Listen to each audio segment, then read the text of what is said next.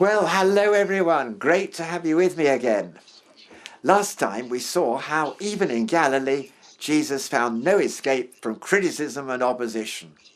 But his time is running out now, and he must ensure that his disciples are clear about the most important points of all. So let's journey with Jesus and his disciples as he and they approach a uniquely important moment, both in his ministry and in all of their and our lives. Jesus now led his disciples away to the very north of Israel, to the lower slopes of Mount Hermon, where the city of Caesarea Philippi nestled in a beautiful setting. From this towering rock face, the melted snows of Mount Hermon flow out as a complete river, one of the sources of the River Jordan. Such an unusual natural phenomenon was bound to cause people to worship at this site. And very early on we find it a centre of religion, first Canaanite, then Greek. The Greeks always considered grottos like this to be sacred to the god Pan, and that's where the name Panias and later Banias comes from. The mighty niche here would once have contained his statue. But it isn't just with Pan or the earlier Canaanite gods that this site is associated. These excavations have revealed the ruins of the great Roman temple built by Herod the Great in honour of Augustus Caesar. This artist's reconstruction enables us to see just how impressive the site must have appeared. So here, beneath these towering cliffs, men came throughout the centuries to worship their gods. And then one day there came Jesus and his 12 disciples. And here, where men had worshipped their heathen deities, he asked them, "Who do you say I am?" He could scarcely have chosen a more appropriate setting for so momentous a question.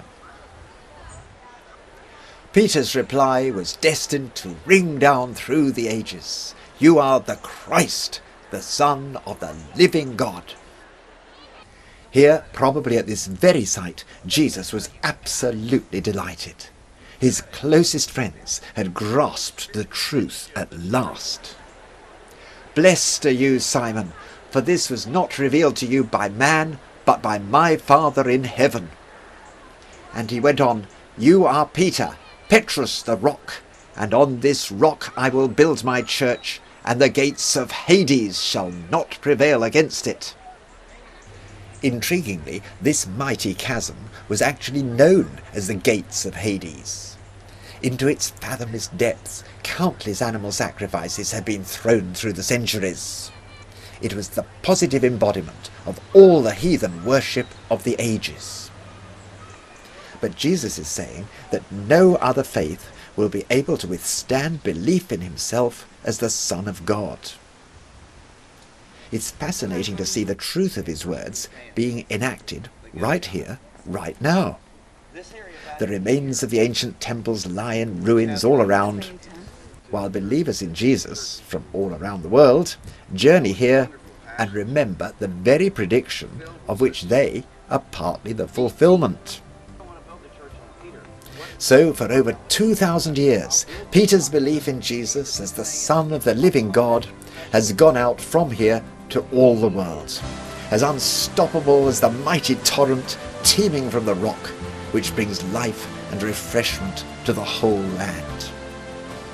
The water is for the River Jordan, the faith is for the whole world.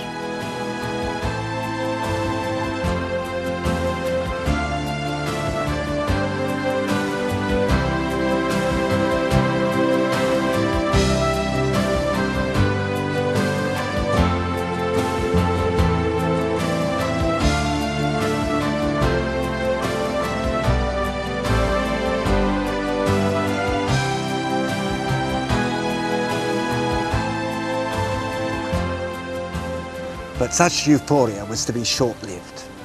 Now that the disciples had come to this understanding of who he really is, Jesus begins to teach them what he's come to do.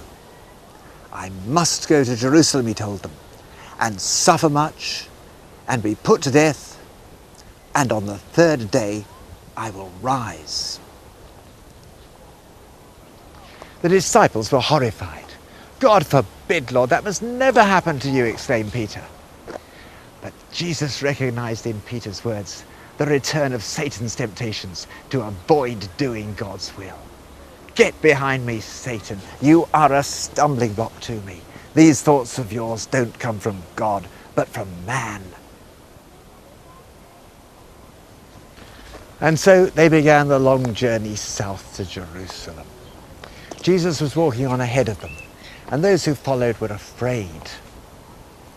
His determination to fulfill his Father's will, at however great the cost, must have been really quite terrifying. Well, could there be a greater contrast?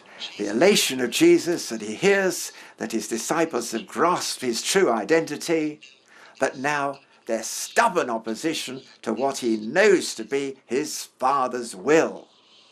So, how can Jesus be fortified to face the horrific ordeal that lies ahead? We'll be looking at that next time. I really hope you can join me.